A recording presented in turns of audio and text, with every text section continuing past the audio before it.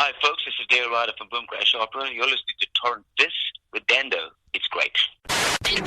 It's the Torrent This podcast. I am Dando, and today my guest is a member of an Australian band who hit it big in the 80s and 90s with songs like Onion Skin and Great Wall. They recently released a 4-disc set titled Rattle It Out and Best Of, and are set to play in Geelong on March 9th as part of the Motor City Music Festival. They are, of course, Boom Crash Opera, and I'm joined right now by Dale Ryder. Dale, how are you, man? Hello, Brendan. How are you? I'm always good. Now, you've been at the ABC today, you just told me. Yeah, I went to the Channel 7 instead accidentally, though. That's why my phone was off. And, look, I'm just getting old and dithery, you know. For some reason, I got out of the car and I went, that's Channel 7. And then the ABC logo came to mind. I went, oh, I think I'm about 4 kilometres off. 40 kilometres off, sorry. Yeah. At least you didn't walk in and ask reception whilst they had the Channel 7 logo up instead of the ABC one. I should have done that, actually. She would have freaked out. I reckon I would have got her. For a second. and film it and put it on YouTube. Instant views. So how's your day been anyway, mate? Apart from that, it's been really good. Yeah, I play an online game and I've just been playing it all day, not realising the phone was staying off. I'm playing a game called RuneScape and I've been doing it for 8 years now. Wow. And, it's the same game for 8 years. Amazing. Well, I've seen a few interviews with you in recent times. You just seem like a really happy guy. Well, I am, I guess. I am a happy guy. I can't find any time where you're just not happy. You know why? Because I'm retired. I'm home all day. My children go to school. My wife's a great accountant. She looks after all my business stuff, and I do gigs whenever I feel like it. I play the songs I feel like playing. I guess I have a good life. You know, I have a nice house, a good pool, and it's a good life. Well, we have two things in common now. Well, actually, no, you don't love dogs. I love dogs, but my wife's also I do like dogs. You do like dogs. My wife's also an accountant. Oh, there you go. Yes. See, I have no idea when bills get paid. Like my phone automatically gets paid. My rate, my Same bills, with me. everything automatically gets paid.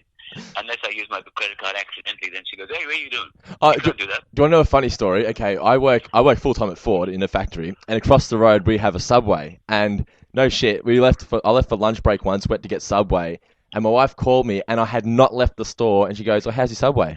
Because she was just happened to be on. That's like my wife. But I do things where at least you buy things you can use. I bought a sword. Oh. And she said, "What's the $300 for?" And I said, "I bought a sword." And she said, "Where is it?" And I said, "It's online." I'm using it in the game. And then I got banned for cheating, for buying a sword in the free world, and I had to restart. So, all my membership was gone. Oh, no. Yeah, I play like a game called Simpsons Tapped Out, which is like an app, sort of like Sims, and you have no idea how hard it was to convince my wife to let me spend $100 on it. Well, mine's an ongoing thing. It's every month I pay a subscription, but mine, the kids and my wife call it, "Where's Dad? He's on the game." He's on the game. It's way of life. And if they disturb me and say, "Hey, get out, I'm trying to fight a dragon, it's going to kill me, get out." Yeah. So, yeah. Well, speaking of swords, let's talk about that time you nearly got your head cut off. Not cut off. I've got a huge, big dent in my skull. Mm. I was in a thing called the Viking Reenactment Society. I don't know why. I'm from India. I don't know why I was in the Viking thing. But apparently, a lot of Saracens were abducted and taken to Viking land. So they were great fighters. Yeah, and the society, we used to just go out and live like Vikings over the weekend. Sort of go hire a farm and kill a sheep and eat it and drink meat and all that sort of stuff. Make our own swords and do the blacksmithing thing. And they asked us if we would storm a castle in a movie in the early 70s for a movie called The Love Epidemic, an Australian movie. Mm-hmm. And we said yes, and the guy and a really famous stunt actor from Australia called Grant Page, he singled me out and said, "Look, I'm going to swing my sword at you, you duck, then I'm going to go up for your legs and you jump." But he went the other way, and I jumped, and then he hit me right in the head. Wow, so it was his fault. It was just completely his fault. Knocked me out, about 19 stitches in my head, and then I got this huge dent now. But I worked. It came out all right. Have you spoken to him since? No, but I was very happy to see him hurt himself Yeah. on the Don Lane show a few years later when he tried to jump over a moving car and he got knocked to the ground. I went, hey, you got your back. He was all right. That you had that planned, yes. Yeah, yeah. How Sending him vibes. how was Between the Bass Festival on the weekend? That was great.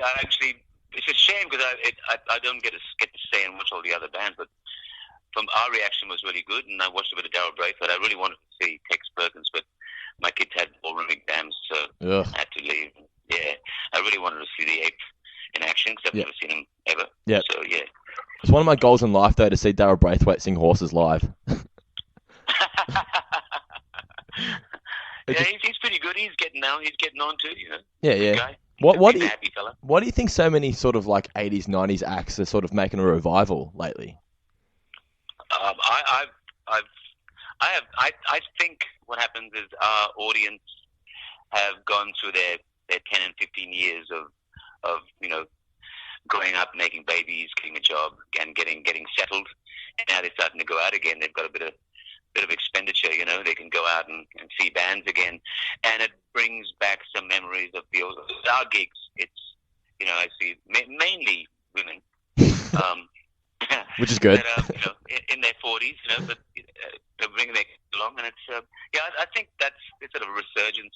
They can go out and see bands now, and their favorite bands now, and it's a good thing we're all still playing, you know. Yeah. Well, it's all. And so it starts with like Hunter Collectors, James Ray, and everybody. Yeah, they're all coming back. Yeah, I'm just waiting. I'm waiting for another farewell tour from Farnham.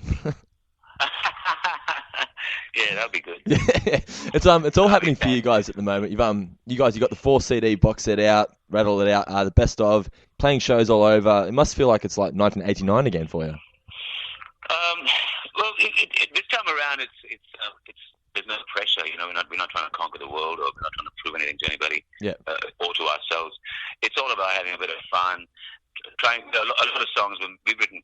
I think we've recorded about 5 or 6 albums, and there's a lot of songs that have to get culled with those albums, and a lot of good songs sort of fell along the way. And we had to listen to some of the old tracks. Said, you know, we should release that, and that's what this is. The Rattle It Out thing's all about. Yeah. It's pretty much a new album. There's about 15 new tracks on there that people have never heard, and so now we're trying to play some of those songs. You know, it's pretty cool.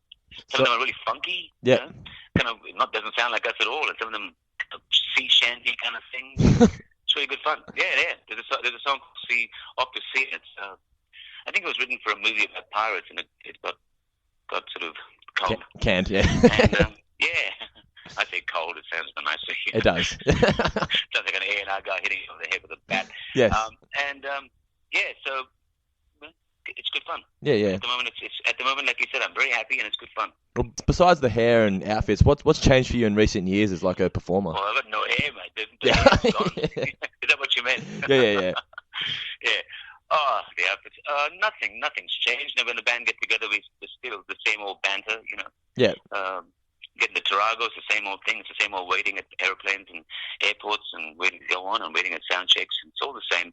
I don't think that any other band has it any different. It's all, and music's going around in circles. It's really nice to hear some of the songs, the new stuff sounding like the 80s bands. It's great. Do you ever like watch the old film clips or check out old press photos and go, shit, what was I doing? Oh yeah. Oh yeah. Yeah. Oh yeah. Well, yeah, my kids said they're going, what was that, Dad? I don't know. Some stylist dressed me in that. Yeah. And I had no say in it. Is that true? Yeah. A couple of times. And a lot of the times, I tell you, this is really, I'm being really serious. A lot of the stylists, I would not be seen dead in what they were wearing, and I can't imagine. I can't for the life of me work out why I let them dress me. You know, there was one stylist that said, "Look, you should wear a lot of these you know those sort of Landguard tags you get when you all area passes." She made me wear about 20 of them. Why? Right, just because it apparently looked cool. And there's some. I think somebody designed all the students' clothes once, designed the whole wardrobe for us, and that was a disaster. It just wasn't us. It's actually, there's a video clip of it. It's called Her Charity. We're all dressed in this kind of, I don't know, indigenous kind of coloured stuff. It's very weird. Very weird. Can we expect fashion like this at Motor City Music Festival in Geelong? Nah. I got a beanie and a T-shirt, and that's about it. Hey, much more stylistic now. much more realistic and do, yeah. Yeah. Although, it was fun. I got to say, the 80s, people dressed up. It was pretty cool. Yeah. It was pretty cool. Do you ever think you'd just take the piss one day and just dress up like that for a show? No. I must admit, I never used to dress up for a show. I wore the big tree cowboy boots and a pair of jeans and a shirt, but, because it was all about my hair. My management said, don't cut your hair. I go, hey, I'm more than my hair. I am more than my hair. Yeah. Didn't work out that way. Well, when's the last time you guys played a show in Geelong? We did a show haven't for a while. I think we did Werribee beginning of this summer. Okay. With Barnsley. Yes. I think it was called One Less Day. Yeah. Yeah. That was really cool. Yeah. I'm looking forward to Geelong. Geelong rocks, so I'm looking forward to it. Well, you've also got a show in Melbourne, Northcote, that we need to plug.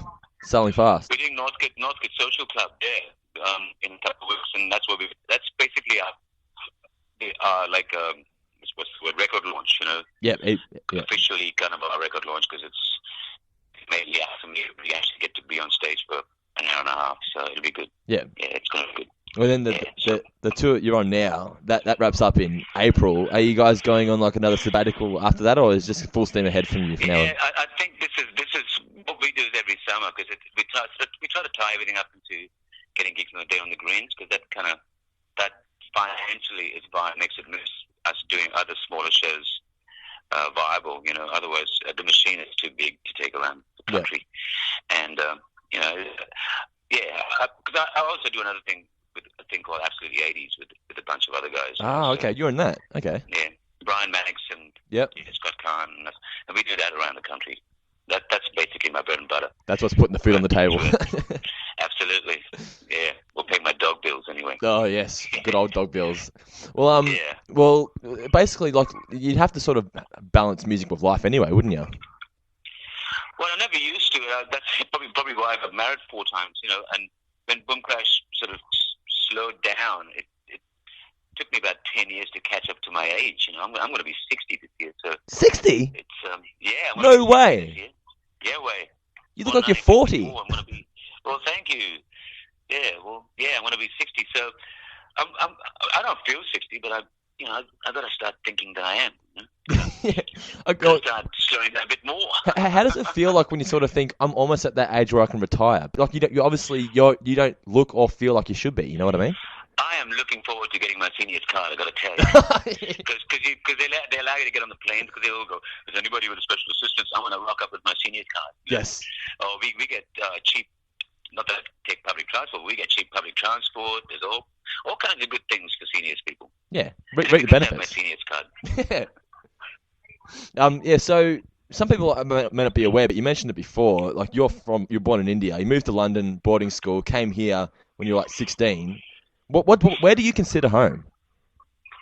Oh, I consider Australia home. Yeah. I came here in the early very 68. So I grew up in the 70s in a really tough suburb in Melbourne called Coburg. The schools closed down there. That was one of the roughest schools, and I went there for a couple of years, and I couldn't do it. So I ended up going high and being a normal kid. Okay. No, but I know Australia's home. Still call Australia home. Here's the story. I lost my. My license was wrecked. I couldn't read it, so I used to take my passport on the road because at airports and stuff. Yeah. And I lost that. I had to ring up and say, look, I've lost my passport. They cancelled it. Now I'm trying to get my passport again because I'm going to Hawaii in a couple of months, and I can't get it because I haven't got a birth certificate. My birth certificate is Indian. Oh no. I'm in the Indian consulate, and they go, I'm sorry, but your birth certificate. They cannot get it. It was too old, long time ago, 1954. You have to do this. And all of a sudden, I'll just get my citizenship number. Bring them up. They go, no, you need a birth certificate. So what are you going to do? So yeah, I've got to get something signed by a public notary. Yes. Like an attorney. Then I've got to take that and get that stamped by an apostle stamp from the trade union or the Department of Trade and Finance. And then I've got to take that to the Indian consulate. They'll give me another stamp. And hopefully that'll be that'll be enough for a birth certificate. Well, I've got to take that. Yeah. Yeah, then I've got to take that and get my citizenship number from. So yeah, it's gonna be my wife's freaking out. My wife's from England, so I know exactly what you're going through, all that shit. Sounds like it's just as hard to get out as it is to get in. It is, and I've been here. The funny thing is, I've got an old passport. They don't recognize that. I said, look, there's only one way I could have got that passport. Obviously, I had all the stuff that I needed, but no, I've got marriage certificates. I've got 4 of them. I've got divorce certificates. I've got school. I've got kids. I've got all kinds of stuff. But no, you need that birth certificate. Well, hopefully it'll work out for you. Hopefully it works out. Yeah. Yes. Now, is there anything else you'd like to mention to the listeners before I let you go, mate? No, just everybody have fun and be safe. Yes, that's it. Yeah, make sure, and there you go, guys. Make sure you get to the Motor City Music Festival in Geelong, March 9th, to see Boom Crash Opera perform live. And for the latest news and info, like them on Facebook, facebook.com/Boom Crash Opera. Once again, mate, it's been a pleasure, and good luck with the rest of the tour, mate. Thank you, Brendan. Catch you later.